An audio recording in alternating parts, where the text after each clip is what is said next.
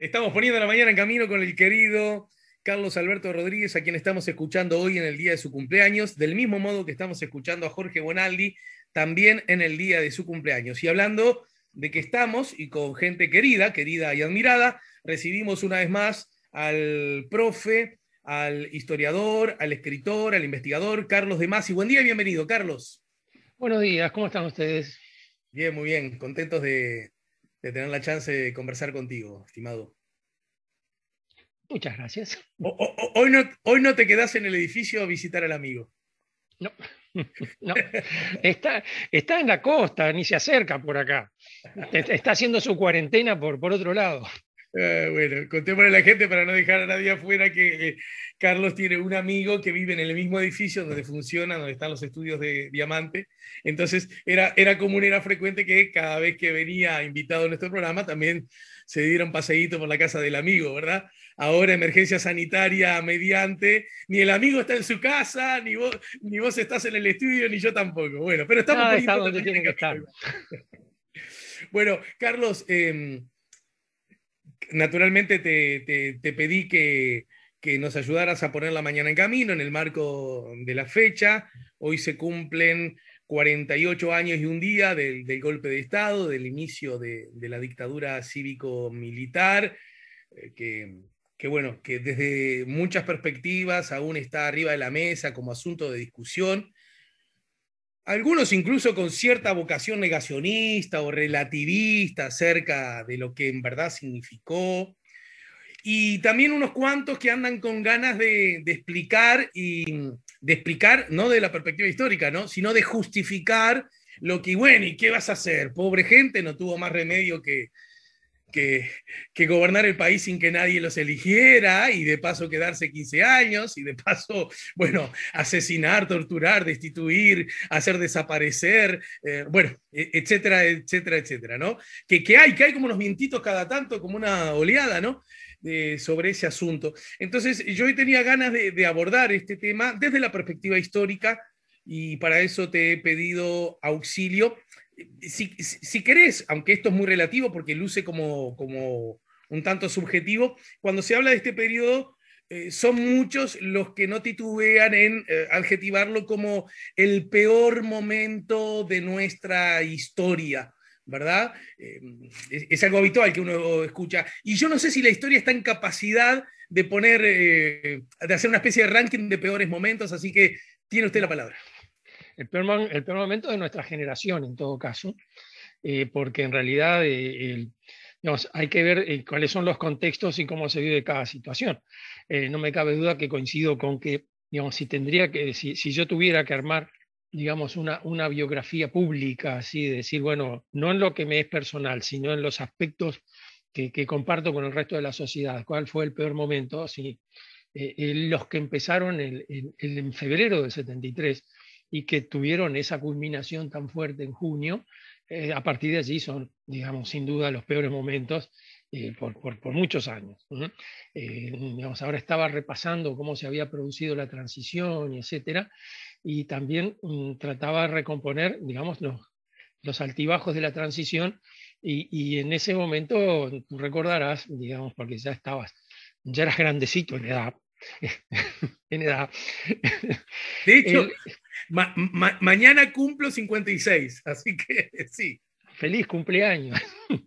Pero no, sí, claro, pero estaba en aquella grandecito. época, ¿te acordás los altibajos que tenía la situación? Que de repente pasaba, parecía que ya la situación se estaba culminando y de repente volvíamos atrás y empezamos otra vez todo ese repaso, es decir, lo imprevisible que era esa situación. Bueno, digamos, con toda la imprevisibilidad que tenía la transición y con toda la amargura que por momentos tenía, lo que empezó en 27 de junio del 73, sin duda, no, fue de los momentos más tenebrosos.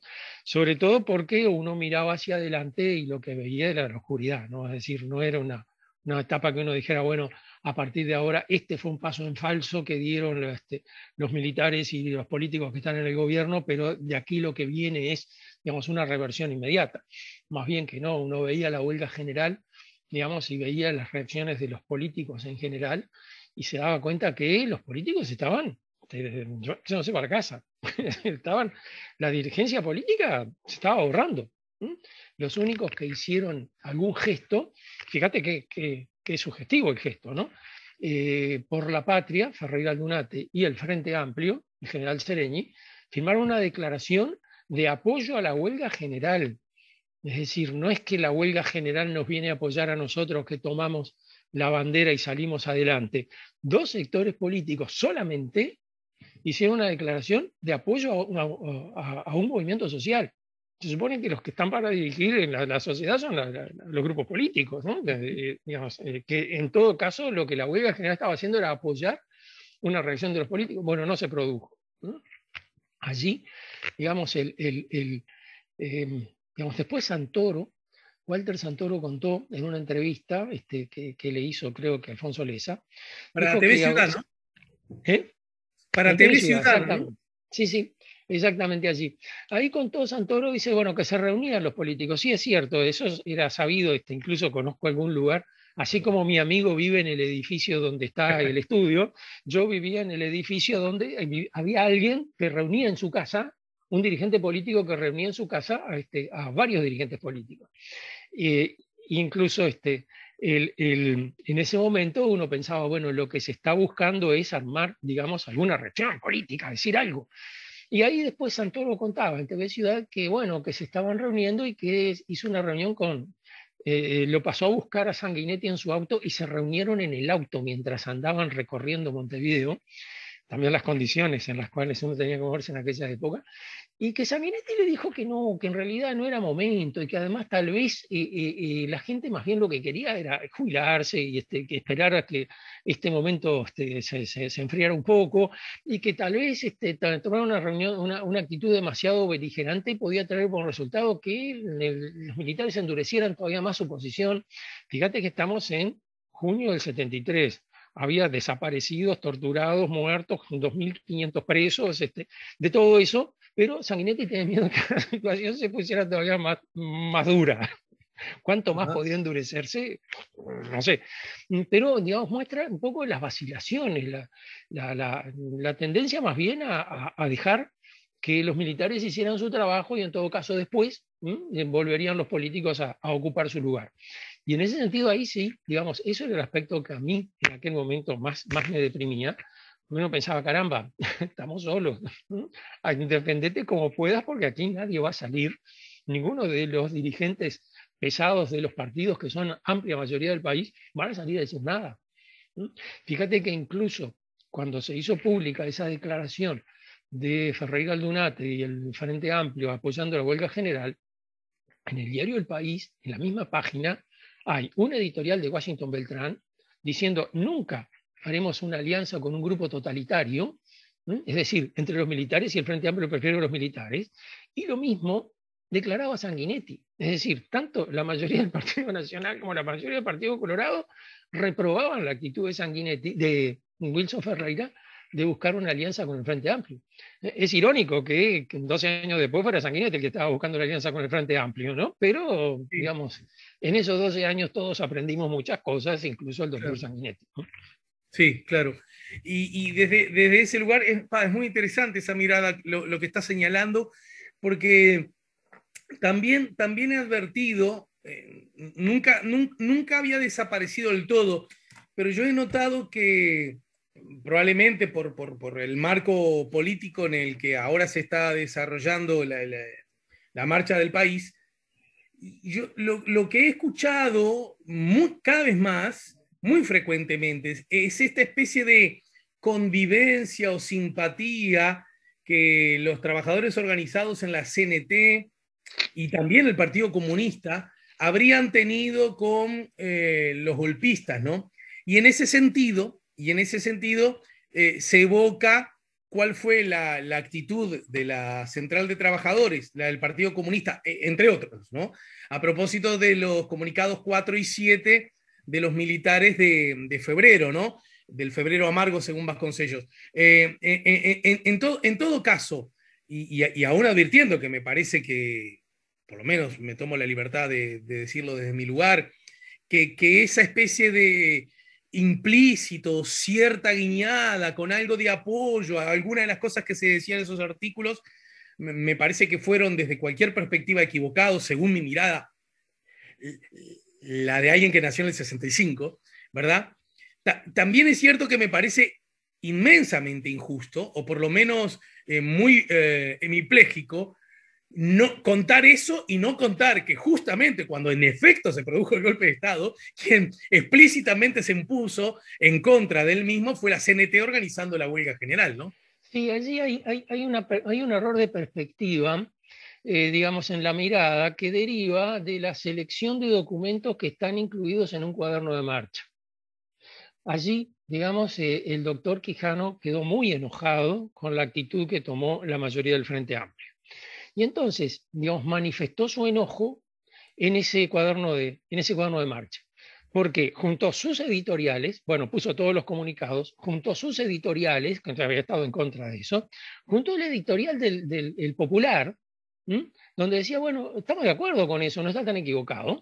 Juntó, además puso una intervención de Ferreira Aldunate, en martes, cuando ya había terminado toda la crisis, etcétera. Entonces puso todo esto junto. Entonces dio la impresión que el único que estuvo de acuerdo con los comunicados 4 y 7 fue el Partido Comunista, cosa que es absolutamente falsa. Si uno lee lo que dijo Ferreira Aldunate, no está en contra de los comunicados 4 y 7, de lo que está en contra es de que los militares estén participando ahí, es el único que lo dice.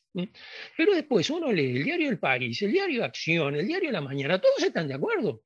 Todos dicen, pero eso es lo que dijimos siempre. El diario Acción dice, pero para pedir eso no hubiera sido necesario sacar los tanques a la calle. Y el diario Acción lo dirige Jorge Valle. ¿Mm?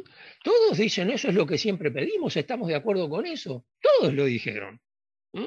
El, el, el, en el diario Acción, cuando termina la crisis, ahora el doctor Sanguinetti dice, el verdadero golpe de Estado se dio el 9 de febrero, cuando se creó el COSENA. Sí, claro, y yo estoy de acuerdo con eso.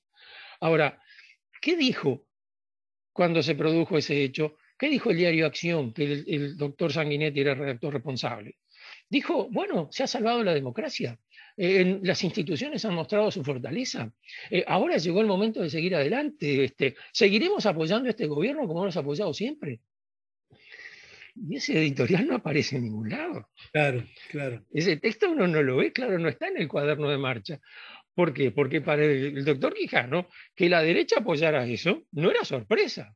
¿Para qué lo vas a poner? Si ya se sabe cómo piensa la derecha. En cambio, sí lo sorprendió la reacción del Partido Comunista. Fue un error táctico, clarísimo, que se transmitió además a la CNT, que también allí en ese momento tuvo, digamos, ese momento de vacilación. No solo el Partido Comunista, también había otros sectores del Frente Amplio que miraban con cierto interés. Recuerdo que Sí. mi querido amigo Mario Cayota, que entre otras cosas también fue presidente del PDC tiempo después, él decía que era injusto que solo se le atribuyera al Partido Comunista eso porque su PDC, y él admitía que había sido un error, su PDC también lo vio, digamos, no necesariamente con una mirada muy crítica. Claro, vos fíjate además la situación. El Frente Amplio se crea en 1971. Desde que se creó fue el paria del campo político. Al Frente Amplio nadie le dirigía la palabra, solo se referían al Frente Amplio diciéndole Tupamplio o Frente Comunista. Digamos, solo se hablaba del Frente Amplio para ridiculizarlo. Después, cuando se vino la reacción en el año 72, los grupos que fueron atacados por las Fuerzas Armadas fueron Frente Amplio. Allanaron la sede del Partido Comunista, allanaron la sede del Movimiento 26 de marzo, eran detenidos militantes del Frente Amplio, atacaron la seccional comunista, la 20, y nadie movía un dedo, a nadie le parecía importarle mucho, mientras las víctimas fueron del Frente Amplio no había problema. Claro. No hubo ningún reclamo así, no saltó el campo político entero a decir, no, acá las Fuerzas Armadas se están propasando. No, si es contra el Frente Amplio, dale nomás. Entonces, ¿qué ocurre? Que cuando el Frente Amplio, hostilizado permanentemente por las Fuerzas Armadas y por los partidos políticos, ve una grieta en las Fuerzas Armadas, trata de meterse allí. De la misma manera que los otros sectores políticos trataron de meterse del otro lado de la grieta. Porque el Partido Colorado estaba muy preocupado. Fíjate que estaba reunida la convención del Partido Colorado en toda esa crisis y no emitió una sola declaración. Incluso después Sanguinetti no tuvo más remedio que reconocer que le fueron a pedir la renuncia a Bordaberry. Y Bordaberry le dijo que no. Es decir, este es un dato interesante, ¿no? Porque digamos, el Partido Colorado estaba dispuesto a sacrificar al presidente con tal de conservar el control del Poder Ejecutivo. Cuando Bordaberry hace el acuerdo con los militares, la pregunta que hacen es, ¿sigue siendo el presidente? Entonces está bien, lo vamos a apoyar. Y esa es la declaración que hace. Entonces, en ese sentido, digamos, ¿qué hace el Partido Comunista? ¿Qué hizo una parte del Frente Amplio? Ponerse de lo que vio un lado de la grieta y el resto de los que se estaba produciendo dentro de las Fuerzas Armadas, aparentemente, y el resto de los partidos políticos se puso del otro lado, no se mantuvo defendiendo la democracia y diciendo, no, estos son todos golpistas. Después, digamos, muchas cosas pasaron. Es decir, el hecho de que hubo sectores del Frente Amplio que pensaran que había un grupo peruanista dentro del ejército, yo no creo que fueron específicamente. Que hubiera un grupo peruanista dentro de las Fuerzas Armadas en febrero del 73, yo no lo dudo. No creo que tuviera el peso que se pensó podía tener. Y creo que allí el error estuvo en pensar que si se definían apoyando ese sector, desequilibraban, digamos, la interna del ejército en beneficio de esa parte. Más bien, creo que fue al contrario. Pero en concreto, digamos, allí todo el sistema político, todo el sistema de partidos tomó partido en ese conflicto por uno u otro de los bandos. Ninguno lo hizo por la Constitución. Ninguno lo hizo por la Constitución, porque si alguien hubiera querido defender la Constitución, hubiera tenido que bloquear la creación del COSENA. Eso nadie lo hizo. Todos lo aceptaron, algunos con entusiasmo, otros con resignación, pero en definitiva, digamos, el Bordaberry acordó con las Fuerzas Armadas la creación del COSENA y después el Poder Legislativo lo ratificó, lo aceptó. Y era inconstitucional, claramente. Y en ese sentido, entonces, me quedo a modo de síntesis a propósito de lo que decís con que, si bien es cierto que existió ese nivel, llamémosle, de apoyo, de entusiasmo, o en fin, o la palabra que corresponda, a propósito de los comunicados 4 y 7, de actores como el Partido Comunista, de actores como la CNT, seguramente fuertemente influenciada por el Partido Comunista, decir que fueron los únicos que manifestaron dicho apoyo es equivocado y hasta por lo que entiendo injusto. Y además, ya que usé la palabra en el arranque, eso sí también hemipléjico, ¿no? Es como señalarse solo a unos. Sí, claramente, digamos, y de paso también eludir la responsabilidad de la autocrítica, cosa que ningún sector político, excepto el Partido Comunista, ha hecho. Porque el Partido Comunista salió a explicar a su manera. Digamos, Ronde de Arizmendi, cuando volvió del exilio, dijo, bueno, ahí lo que pensamos era y dio una explicación que a mí me parece que era, digamos, reconocer que había sido un error, era evidente, pero por lo menos dio una explicación. Ahora, nunca escuché una explicación de los otros sectores políticos. Washington Beltrán nunca dijo por qué había apoyado el golpe, el doctor Sanguinetti tampoco, nadie. Los partidos políticos que tenían el 80%, el 82%, porque el Frente Amplio era el 18% del electorado, los partidos políticos que tenían el 82% del Parlamento, ¿qué hicieron? ¿Por qué la decisión del Partido Comunista, que tenía 2 senadores, es mucho más pesada que la de los otros partidos que tenían los otros 28 senadores? ¿Por qué razón? ¿Cómo se explica eso? Me parece como al final que el golpe de Estado era del Partido Comunista. Bueno, pero incluso, y a esto quería llegar para volver al 27, cuando incluso se sostiene eso, mágicamente se ignora el rol ese, sí incuestionable y explícito, que jugó la CNT, el Partido Comunista y otros, poniéndose al frente del único o de los muy pocos actos de explícita resistencia al corte institucional, ¿no? Sí, es así. A ver, ahí el 27 de junio es una fecha en un ciclo de fechas en las cuales, digamos, el Uruguay va marchando hacia la dictadura, como dijo Gustavo Gallinal, repasando el golpe de Estado de Terra, ¿no? Escribió un libro muy interesante que se llamaba El Uruguay hacia la dictadura. Bueno, en el Uruguay hacia la dictadura del proceso de 1973 hay varias fechas y el 27 de junio es una de las fechas. Yo pienso que tal vez la fecha sea más bien el 12 de febrero, cuando se creó el COSENA, pero digamos, la sociedad decide cuáles son las fechas que quiere conmemorar. Y en definitiva, la fecha del 27 de junio es la que ha quedado como impuesta. ¿Por qué razón? Bueno, algunos dicen, bueno, porque ese día se suprimió el Parlamento y para la democracia uruguaya el Parlamento es emblemático y ese gesto marcó la diferencia, compartió las aguas. No, yo no coincido con eso para nada. A No ver. coincido con eso para nada. No. Es decir, el Parlamento es importante, pero el Parlamento que estaba actuando en 1973 estaba muy, muy mal conceptuado. Cuando los militares salen a quejarse de los políticos, todo el mundo hace así con la cabeza. ¿Sí? ¿Por qué? Porque ese Parlamento en realidad más claudicante y más, digamos, incoherente no podía ser.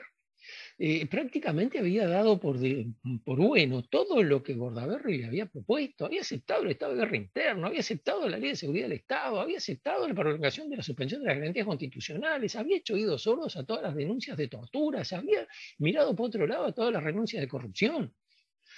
Ese Parlamento en realidad estaba muy mal conceptuado. Entonces, si uno dice, bueno, ¿qué es lo que hace que el 27 de junio sea la fecha que se toma como la del golpe de Estado? Y bueno, yo creo que lo que hace eso es el gesto de la CNT de declarar ahí la huelga general y mantenerla por 15 días. Mantenerla por 15 días. Siempre me gusta hacer este repaso histórico, ¿no? Porque en definitiva si algo podemos aportar los historiadores es justamente la revisión de los antecedentes. Fíjate que en el lapso de 75 años que van desde 1898 a 1973, 75 años exactos, 4 presidentes disuelven las cámaras. Los 4 golpes de Estado que se dieron en Uruguay en ese lapso, los 4 lo dieron los presidentes. Siempre el golpe de Estado vino acompañado por una disolución de cámaras. Hubo 2 de esos golpes de Estado que fueron invisibles.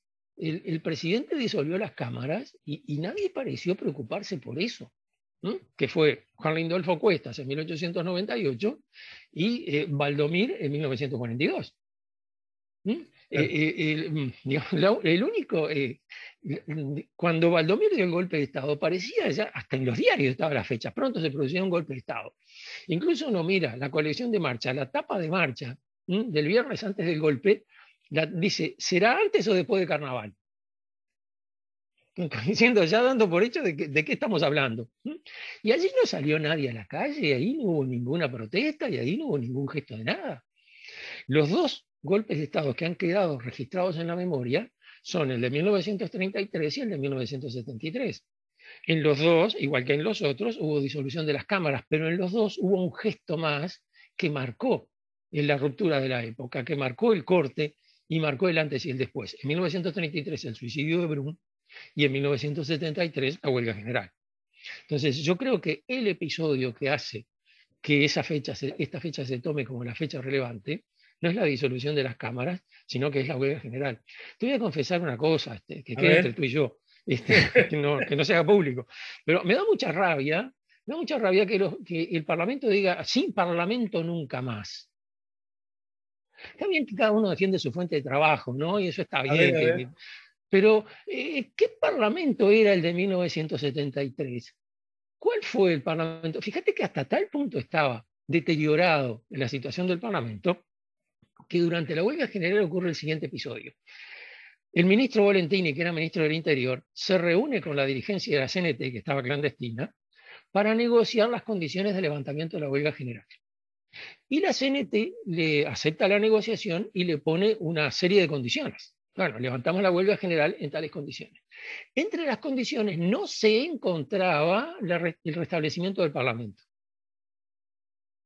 Y en el momento a nadie le llamó la atención. Nadie dijo, caramba, entre las condiciones del CNT no está restablecer el Parlamento. Esa nadie la dijo. Entonces, fíjate que el concepto que ese Parlamento había construido de su propia actividad era bastante lamentable. Tanto como para permitir eso.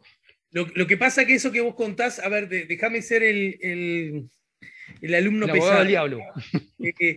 Porque lo que vos decís, sí, es elocuente, porque yo agregaría además una cosa sobre la cual una vez le escuché decir hace 2 legislaturas atrás al diputado Amado, en aquel entonces del Partido Colorado, que los legisladores tenían que hacer una autocrítica, el Parlamento, los legisladores, bueno, relativamente, porque ya ninguno estaba allí, ¿no es cierto? Mm. En el sentido de que lo que vos decías, ¿no? En esa famosa, emblemática foto terrible en la que están los militares con botas entrando al Salón de los Pasos Perdidos, encabezados por Gregorio Álvarez, ¿no? Incluso hay uno con un chaquetón largo eh, que recuerda a los alemanes de la Segunda Guerra, ¿verdad? Bueno, Creo en que es fin, el general Christie.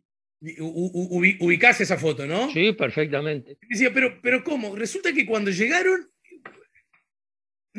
creo que estaba Farakio, un secretario, ordenando carpetas y documentos, ¿no? Exactamente, que fue el que firmó la entrega y se fue para su casa.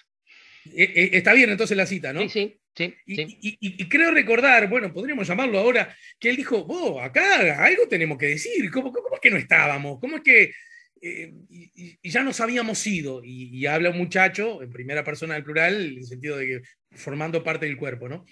Admitiendo es lo que vos decís, y yo agrego este asunto sobre el cual me gustaría un comentario tuyo, porque también ha habido esbozos de explicación por qué los militares entran a un lugar y está vacío, ¿no? Eh, Convengamos que la república, la democracia, se sostiene en base a determinados asuntos, algunas que lucen como simbólicas, pero un símbolo tal que si no está, realmente se pierde lo anterior.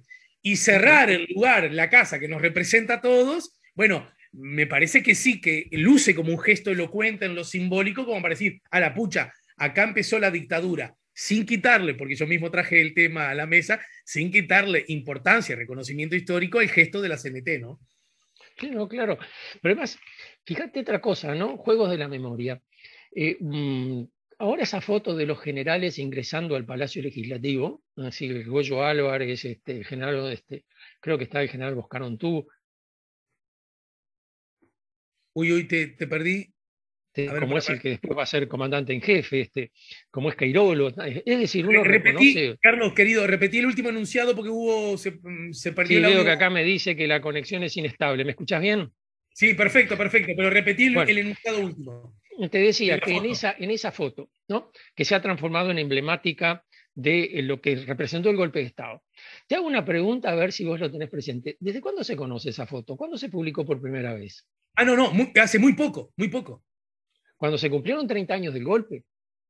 Apareció en la portada del diario El País cuando se cumplieron 30 años del golpe.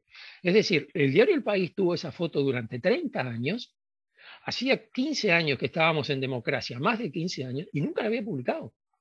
Decidió publicarla allí, recién. Fíjate, digamos, esa foto que es el emblema del golpe de Estado, resulta que El País la tenía su cuchara y tal vez nunca lo hubiera publicado. No sé por qué razón la publicaron ese día.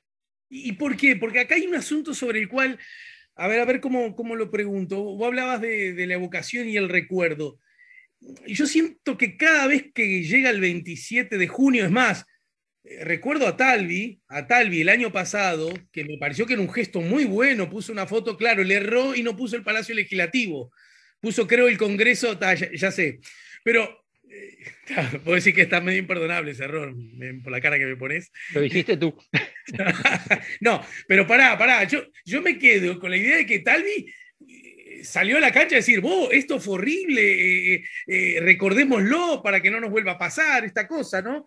Y a mí me parece que por distintas razones, y lo tiro como hipótesis, no muy convencido, pero si no para en todo caso desarrollar una reflexión, cuando llega el 27 de junio, siento que a los actores demócratas del Uruguay, como que en algún punto les incomoda, como digo, ay, otra vez esta fecha, como una especie de que tenemos que volver a hablar de esto.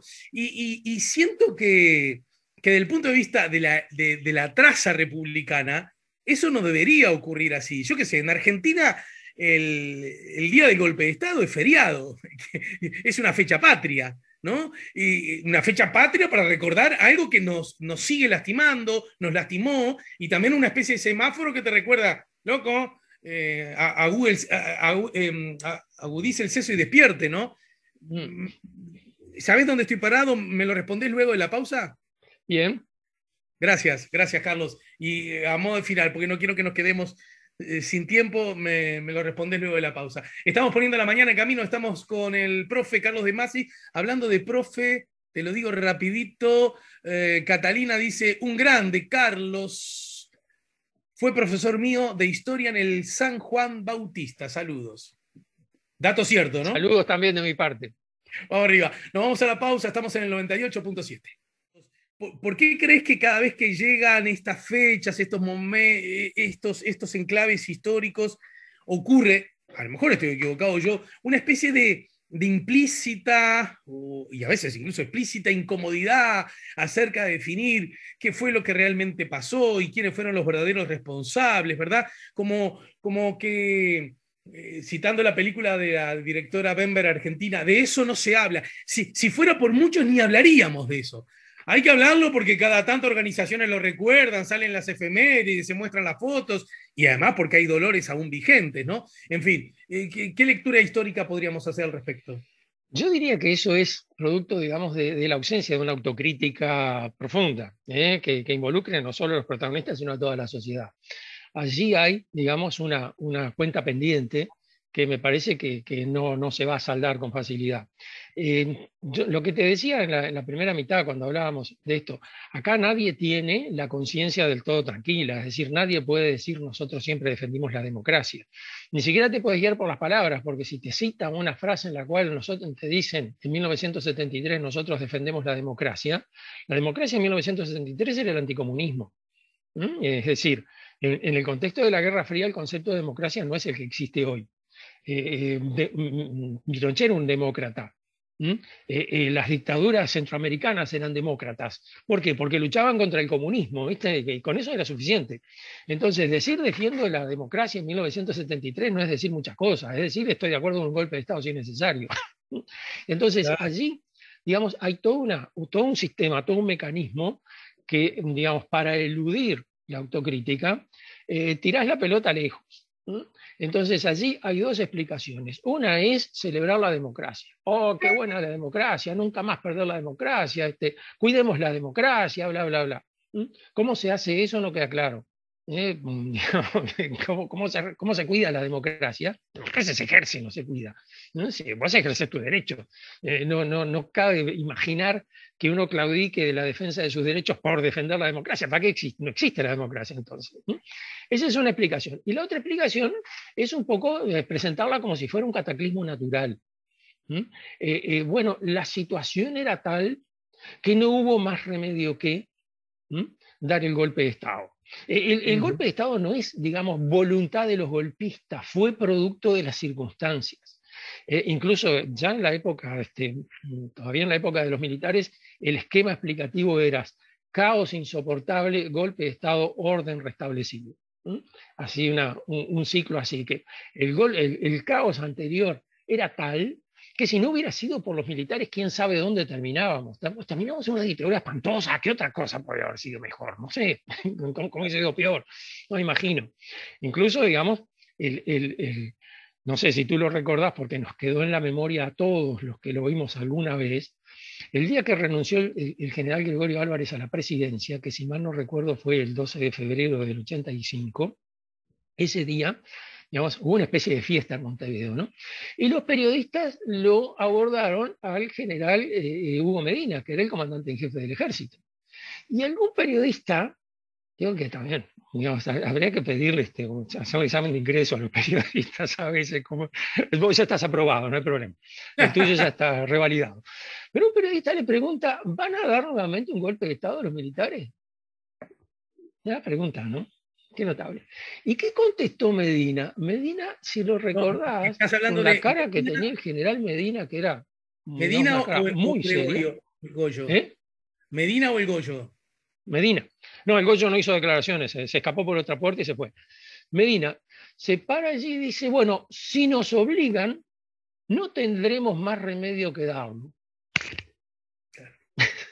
Los golpes de Estado se producen como los terremotos, ¿viste? Son unas cosas así que de repente ocurren y no dependen de la decisión de nadie. Pasan así. Entonces, digamos, en muchas de las de los recuerdos del golpe de Estado que uno encuentra ahora, provenientes del sistema político, del elenco político, aparece un poco esa idea de decir, bueno, el golpe de Estado fue un cataclismo natural, ojalá nunca se tenga que repetir. ¿Qué quiere decir ojalá nunca tenga que repetir? La voluntad del golpe de Estado estuvo en los golpistas. Si los golpistas no querían dar un golpe de Estado, no había golpe de Estado. Claro. La situación de caos no es, digamos, un producto del momento, sino una construcción posterior. Tengo que justificar la barbaridad que hice, entonces voy a decir, era tan espantoso que yo lo hice de esa manera. Bien. Entonces, eso que tú decís de ese como incomodidad, sí es cierto, hay incomodidad. Algo tenés que decir y es obvio lo que tenés que decir. La frase tiene que empezar diciendo qué macana nos mandamos, pero eso nunca la van a hacer. Entonces, habla de otra cosa, patear la pelota lejos o bien hacerte el desentendido total entre... Alguno va a salir que vas a decir algo, no tiene por qué salir todo el mundo. Aquí hay algunas personas que no han dicho nada, hay algunos dirigentes políticos, parlamentarios que no han dicho una palabra sobre el golpe de Estado. La mayoría no debe haber dicho una palabra. Y probablemente a nadie le llame la atención. Bien. Te agradezco mucho, Carlos. Algunos mensajes llegan a propósito de tu intervención, para no ser descortés con ellos y para no ser descortés contigo. A ver, voy a repasar algunos. No recuerdo fechas, pero recuerdo que llegué a la escuela, algunas de las maestras no estaban y algunos compañeros de clase también faltaban y el silencio reinaba. Ya no había alegría. Mi padre decía, no preguntes, no comentes, podés perder a tus padres. Nadie sabía nada y nada se decía porque éramos niños, las víctimas inocentes, los únicos inocentes. Esto lo recuerda Omar a través del 092005914 y también a través de nuestro canal YouTube La Mañana en Camino. Hay algunos mensajes, por ejemplo este de Marcos que dice, buen día Ale, preguntarle además si cómo se está parche de la historia a los estudiantes. No lo leo bien, mejor dicho, lo que leo no lo termino de entender, pero creo que pregunta cómo se le está contando esta historia a los estudiantes. Y también Dinora dice, excelente el profesor de Masi, gracias Alejandro, siempre siendo camino. Lidia de Malvin. Bueno, ya está retirado, pero igual, de todas maneras, tan lejos no estás. Sí, yo Estos no sé cómo asuntos, se les está enseñando este tema. Digamos, ¿cómo diría yo que se tiene que enseñar? Como lo dice el informe de la Comisión para la Paz, el Estado fue un Estado criminal, tuvo un comportamiento criminal. Es decir, el Estado asume la responsabilidad con la Comisión para la Paz de decir, esto fue culpa del Estado. Lo que ocurrió en ese episodio fue responsabilidad del Estado. Y ojalá nunca más vuelva a ocurrir, no dice, ojalá nunca más tengan que, sino que una versión diferente. Allí hay un reconocimiento de que el Estado tuvo una responsabilidad importante en todo lo que ocurrió durante la dictadura. Y por otro lado, decir, bueno, digamos, no es equivalente lo que hacen los militares, digamos, en la represión que lo que hacían los tupamaros en su acción. No cabe la teoría de los dos demonios. No se puede decir aquí fue un enfrentamiento entre dos bandos y el pueblo quedó en el medio. No fue un enfrentamiento entre dos bandos. Los tupamaros cometieron delitos, están previstos en el Código Penal. Son delincuentes. Cuando secuestraban, asesinaban, eso son delitos previstos. Ahora, la desaparición de personas no es un delito que esté previsto en el Código Penal, eso es una responsabilidad específica del Estado. Por lo tanto, no se puede decir, bueno, ¿y qué pasa? ¿Por qué no se acuerdan de los secuestrados de los tupamaros? Los secuestrados de los tupamaros nos acordamos todos, pero los secuestradores fueron presos y algunos murieron. Algunos fueron en enfrentamientos, cayeron muertos. Es decir, ese delito tuvo castigo. Ahora, lo otro, ¿cómo lo hacemos? Y hay una tercera cosa más, y discúlpame, es decir, bueno, adelante. era una guerra. Si era una guerra, digamos, una guerra, si es una guerra es peor, porque entonces, digamos, la guerra está regida por la Convención de Ginebra. Si vos violás la Convención de Ginebra, cometés crímenes de guerra. Hay un tribunal especial en La Haya que se ocupa de eso. ¿Querés que llevemos el caso allá? ¿Te parece conveniente llevar el caso si son crímenes de guerra? O sea que tampoco la explicación de la guerra puede funcionar. Entonces, si vos marcas, sacás esos tres parámetros, así decir, bueno, estas cosas no están funcionando, vamos a ver exactamente, de acuerdo a lo que establece la Comisión para la Paz, vamos a ver cómo es el juego de esto. Y bueno, digamos, allí sí uno puede establecer debates, intercambios interesantes dentro de los alumnos. Me acuerdo que cuando yo lo daba en secundaria, ocurría con mucha frecuencia, es muy interesante, porque, digamos, planteaban inquietudes que en 1973 ni se nos hubieran ocurrido. Preguntas que nos obligaban a replantearnos muchas cosas, porque claro, la generación actual lo ve diferente, lo vive diferente, lo ve como un tema verdaderamente dramático. Quiero terminar porque digamos, ya estaba terminando el programa y yo te estoy ocupando la cosa, pero por ejemplo, en el año 2005 empezó el Sí, tema de la arqueología en los cuarteles buscando las víctimas. sí. Y claro, entre los estudiantes era una efervescencia. ¿Qué estaba pasando? ¿Qué ocurría? Me acuerdo que yo daba clase en el San Juan Bautista, que recordaba ahora una alumna que había sido alumna mía, no sé si en aquella época.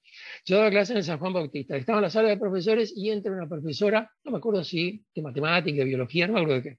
Me dice, te están esperando los de tal grupo. Y yo, sí, tengo la clase ahora. No, no, te están esperando una pregunta, porque yo le dije que te preguntaran a vos, me preguntaran a mí por qué pasó con el tema que están haciendo arqueología en los cuarteles y los desaparecidos. Es decir, había allí una curiosidad legítima por reclamar el conocimiento de algo que hasta ese momento les había sido vedado, les había sido Claro. bloqueado. Entonces, digamos, allí fue donde estaba Barran en el, digamos, en el Codicen, y a partir de allí bueno, se estableció todo aquel programa de enseñanza de la historia reciente que me transformó en celebridad, porque resulta que me vine a transformar en una estrella de la historia reciente. Cosa, ¿viste? Episodio que tiene la vida, cosas un poco inexplicables, pero que en definitiva, digamos, apuntaba a resolver una pregunta real, es decir, era una demanda de los estudiantes. Esto me acuerdo que coincidí muchas cosas con él, ¿no? Pero particularmente me dio satisfacción reconocer que coincidiéramos en con Lincoln Maistegui, de que eso venía de los estudiantes, que no tenía sentido decir, están metiendo la historia reciente para, como es, ideologizar a los alumnos. No, no, los alumnos quieren saber. Vamos a contestarle, porque para eso está el sistema educativo, en definitiva. Al final, hablé más rato yo que todo lo que estabas haciendo vos. No, no, lo que, claro, conversar contigo siempre es como, porque la otra que nos debemos, con objetividad, con paz, pero no la debemos, te das cuenta que esos gurises estaban interesados en qué estaba ocurriendo porque en predios militares, o sea, del Estado, presuntamente había cuerpos enterrados y se estaban desenterrando o se estaban buscando. ¿Estamos de acuerdo? Sí, sí, La pregunta es, o sea que el Estado los enterró. ¿Estamos de acuerdo, no? lo dice la Comisión para la Paz. ¿En qué momento los enterró? Y entonces alguien podría decir, no, lo que pasa es que plum, plum, plum, y eso provocó que plum, plum, plum, los excesos y todo eso, el intento absurdo de justificar lo injustificable. Pero hay que agregarle otra cosa. 2005, los perpetradores de ese crimen dejaron de gobernar el Uruguay 20 años antes. ¿Qué hicimos en 20 años? Que cuando abrimos esas puertas, lo primero que hicimos no era para que esos estudiantes de 20 años atrás estuvieran viendo algo que nunca debió haber pasado. 20 años nos tomó empezar a Sí, escarbar. sí. Y Opa, cuando se empezó a hay que hacerse hacer, estas preguntas, muchachos. cuando se empezó a hacer la enseñanza de esos acontecimientos, generó caramba, un escándalo. A mí se eligieron contra mí con nombre y apellido. Fulano no tiene que estar enseñando esas cosas porque, pues no sé por qué. algún, algún legislador dijo, una de las frases más divertidas de la época, discúlpame. No, el Vale. problema es que le están dando la posibilidad de hablar a gente que ha estudiado el periodo. Mejor sería gente que fuera neutral, es decir, que fuera ignorante, que no supiera ni de qué estaba hablando. Que no hubiese estudiado el periodo, ¿no? ¿Mm? Bueno, que no hubiese estudiado tanto, Claro, que digamos. no supiera nada, entonces como no sabe nada, ¿qué va a enseñar? Bueno, ¿quién dijo eso? Ah, no, se dice Pero el fue Putin. pecado, pero no el pecador. Pero fue un comentario público, ¿no? Fue un comentario público. Y lo hizo un legislador, pero te doy una pista, ahora es ministro. Heber. Un legislador.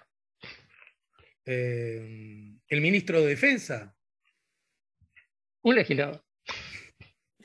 Bueno, Ahora, está bien orientado con el partido que provenía, eso sí. bien. Curiosamente, ¿no? Uno piensa que el partido que gobernaba en 1973 era el Partido Colorado, tendría que ser el más defensor. Pues no, no, no. Te dejo un Uno abrazo piensa grande. que, digamos, el partido que se abstuvo de participar en el Club Naval sería el más crítico. Pues no, no. Muchas gracias. Me dejaste No, picando. gracias. Disculpame que al final terminamos hablando mucho más de lo previsto. Carlos, fuerte abrazo y muchas gracias, como siempre. Un Gracias. abrazo grande, saludos para todos.